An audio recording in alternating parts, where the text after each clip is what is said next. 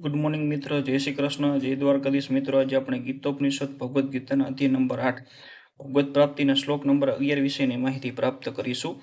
યત અક્ષરમ વેદ વિદઃ વદંતી વિસંતિ યતયઃ વિતરાગાઃ યત ઇચ્છંત બ્રહ્મચર્યમ ચરંતી તત પદમ સંગ્રહેણ પ્રવક્ષ્યાય.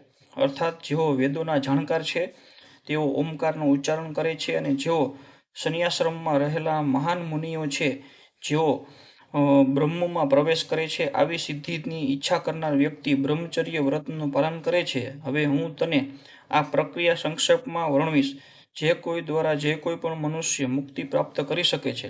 શ્રી કૃષ્ણ અર્જુનને ષષ્ઠચક્ર યોગની સાધનાનો અનુરોધ કરી ચૂક્યા છે, કે જેમાં પ્રાણને બે બ્રહ્મણની વચ્ચે સ્થિર કરવાનો હોય છે. અર્જુન કદાચ ષષ્ઠચક્ર યોગની સાધના પદ્ધતિ જાણતો ન હોય તેમ માની લઈને ભગવાન આની પદ્ધતિ હવે પછીના શ્લોકમાં દર્શાવે છે. મિત્રો, આ શ્લોક આપણે પૂર્ણ કરીએ છીએ. નવા શ્લોકના નવા વિડીયો માટે આ ચેનલ લાઇક અને સબસ્ક્રાઈબ કરજો, જેથી કરીને તમને નવા શ્લોકની નવી માહિતી મળી શકે. જય શ્રી કૃષ્ણ, જય દ્વારકાધીશ.